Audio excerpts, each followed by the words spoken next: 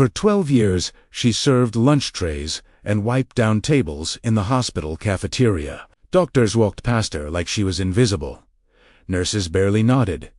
Residents complained about the food quality right in front of her. Just another cafeteria worker in scrubs and a hairnet. But when the trauma surgeon's hands started shaking during an emergency brain surgery and a patient's life hung in the balance, the woman wiping tables quietly stepped forward. Welcome to the Human Stories. Before we begin this powerful story, tell us in the comments, from which city in the world are you watching this video today? And if you believe stories like this need to be told, hit that subscribe button and help us keep these hidden heroes stories alive. Memorial Hospital, Seattle, 5:30 a.m.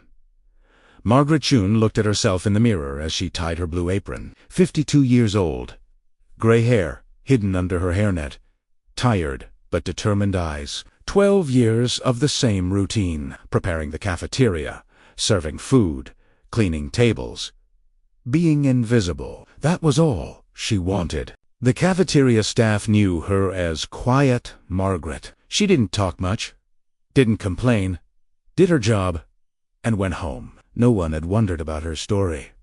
No one had asked where she came from. This was perfect for Margaret, because Margaret Chen had secrets, very big secrets. Once upon a time, she wasn't Margaret Chen, she was Dr. Margaret Chen.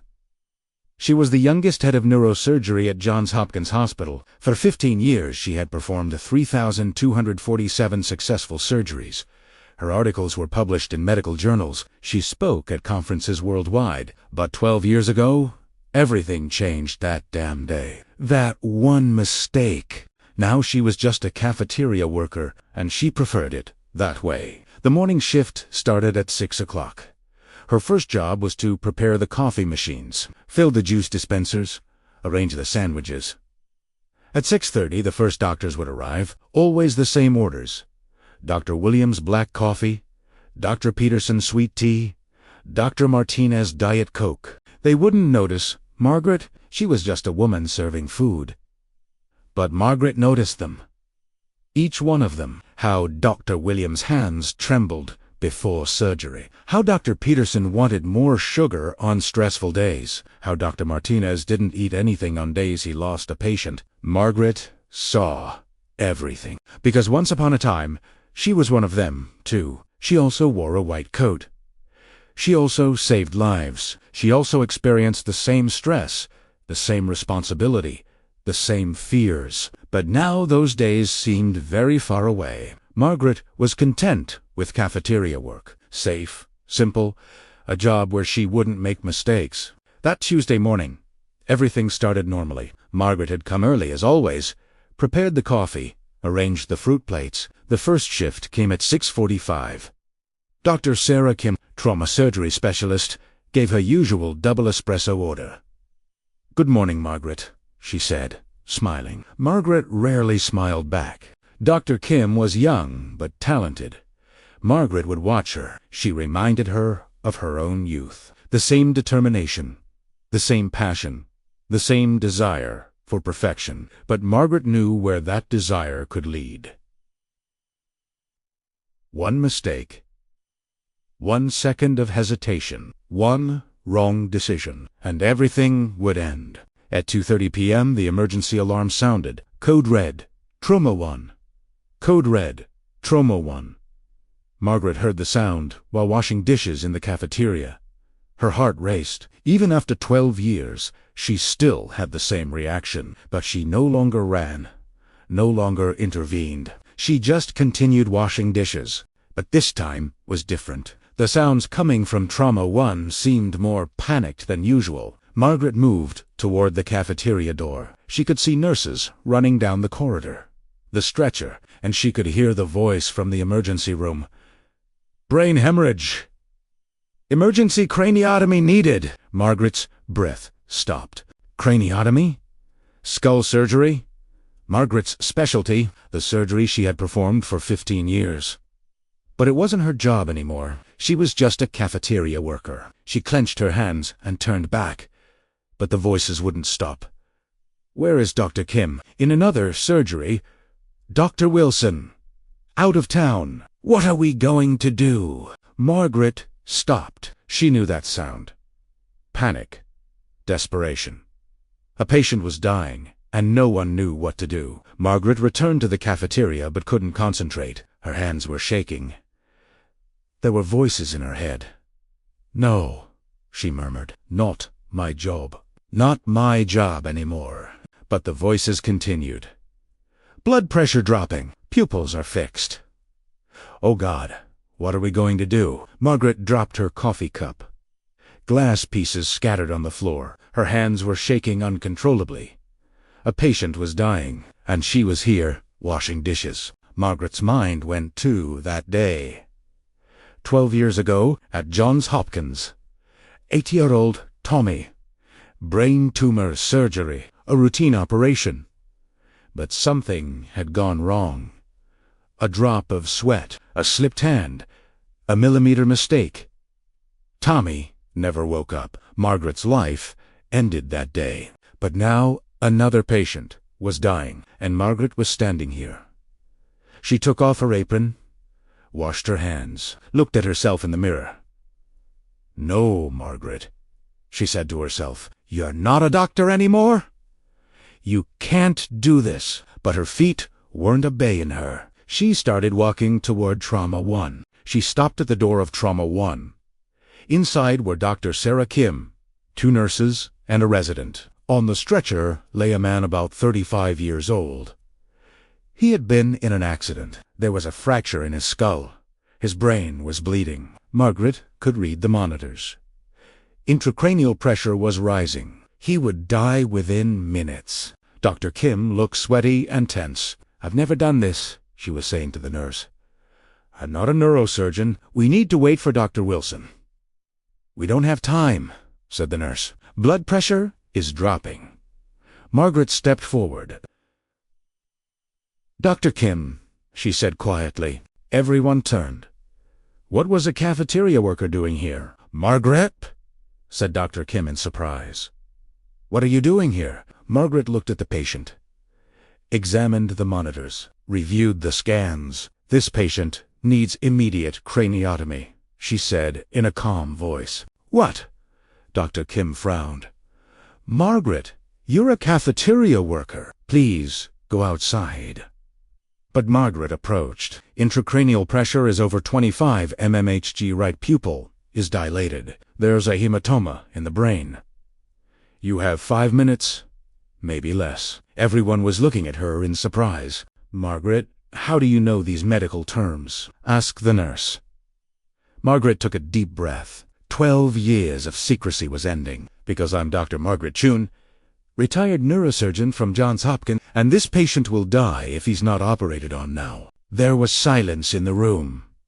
Dr. Kim's mouth had fallen open. "Dr. Margaret Chen, Johns Hopkins neurosurgery chief, Margaret Chen." Margaret nodded. "Former chief, but my knowledge is still valid. And this patient can be saved. But you're a cafeteria worker," said the resident. "You've been working here for 12 years. "Yes," said Margaret, "but 12 years ago I was like you, and now I can save this patient. If you allow me." Dr. Kim hesitated. "Margaret, it's been a long time since you retired. Is your license valid?" "No," said Margaret honestly. "But the alternative is this patient dying. We can wait for Dr. Wilson, but then it'll be too late." The alarm was sounding on the monitor. "We need to make a decision," said the nurse. Pulse dropped to 40. Dr. Kim looked at Margaret. In the woman's eyes were 12 years of experience, thousands of surgeries, countless lives saved.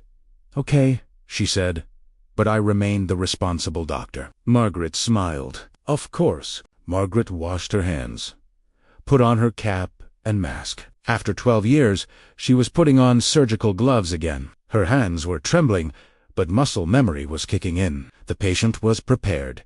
Anesthesia was given. Margaret took the scalpel. "We're starting," she said. "First, incision." The skull was exposed. The fracture was clearly visible. 10 blade, sighed Margaret. The nurse looked at her in surprise. "Yes, I know the instrument you want, she said, smiling. Margaret continued working. Her hands were now steady and confident. "Drill," said Margaret, "to drill the skull." Dr. Kim was watching her in amazement. "How is this possible?" she murmured. 35 years of experience. Saeed Margaret, concentrating, body memory, never forgets. The skull was opened. The hematoma was visible. "There's the problem," Said Margaret. Subdural hematoma, large, but not critical yet. She carefully began cleaning the blood clot. "Suction," she said. The nurse immediately gave it. Margaret's hands danced like a ballet. Every movement was perfect. "Incredible," said Dr. Kim. "You're really an expert at this." "I used to be," said Margaret, "but once you learn, you never forget." The bleeding had stopped. Brain edema was decreasing. Intracranial pressure returning to normal, said the nurse. "Now the sutures." "Saeed." Margaret interrupted. "Sutures 420 nylon." Dr. Kim was helping her. "Why did you quit?" she asked. Margaret stopped. "It's a long story," she said, "but it's the story that brought me here today."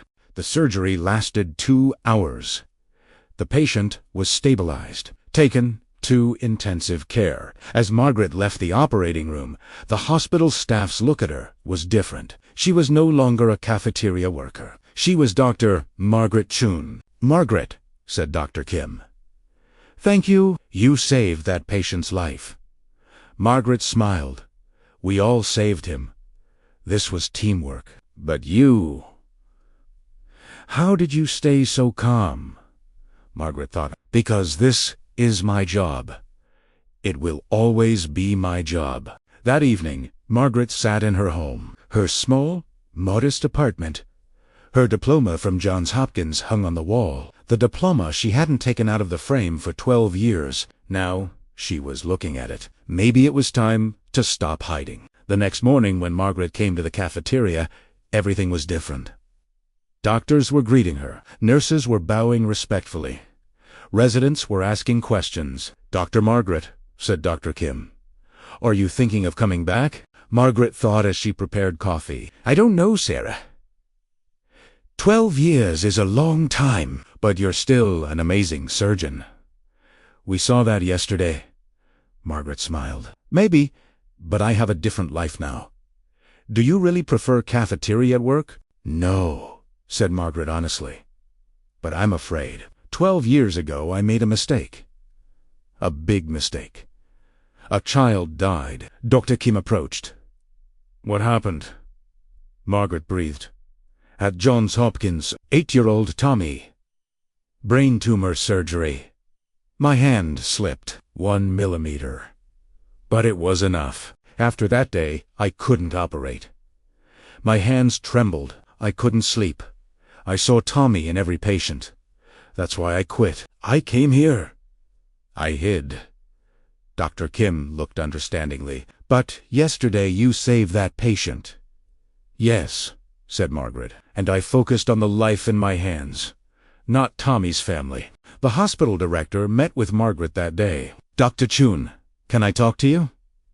Margaret went to the director's office. "I heard about what happened yesterday.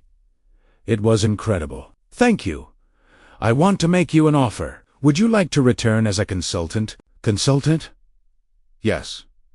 Not full-time. In emergencies, difficult cases. We need your experience." Margaret thought, "I don't have a license. Renewal is a formality. Your references are excellent."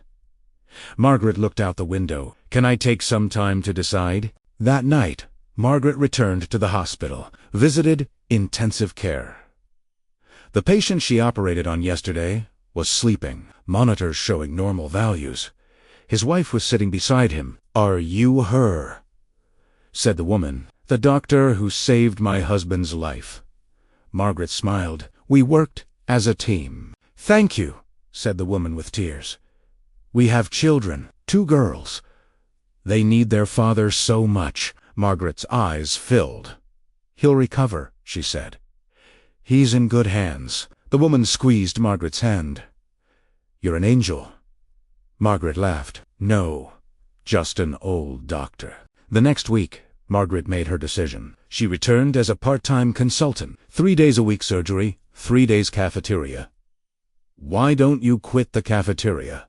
asked Dr. Kim. "Because I found myself here," sighed Margaret, "both as a doctor and as a human. I don't understand. 12 years ago, I was only a doctor. Now I'm both a doctor and Margaret." Month passé. Margaret lived 2 lives. Dr. Chen in the operating room, Margaret in the cafeteria botware area. Both were valuable. Patients knew her as Dr. Chen in the operating room. Staff loved her as Margaret in the cafeteria. She loved both, too. One day, Dr. Kim asked her, "Do you ever regret it, spending so much time hiding?" Margaret thought. "No," she said, "because then I learned to forgive myself. Tommy's death was my fault, but this patient shouldn't have died. It took 12 years to learn the difference." Margaret now knew. True healing comes not from forgetting the past, but from making peace with it. True strength comes not from not making mistakes, but from learning from mistakes. And true service is found not only in profession, but everywhere in humanity. Now I ask you, have you ever encountered someone like this? Someone who appeared ordinary, but had extraordinary abilities? Maybe a hospital cleaner, school secretary, or a store cashier. Who knows what stories they've lived? What secrets they're hiding? Share their stories in the comments. If you know someone who helped you, surprised you but never bragged, let's honor them here. And don't forget to write which city you're watching from. Having listeners from all over the world for these stories is very meaningful to us. If this story touched you and you believe more stories like this need to be told, don't forget to subscribe. At the Human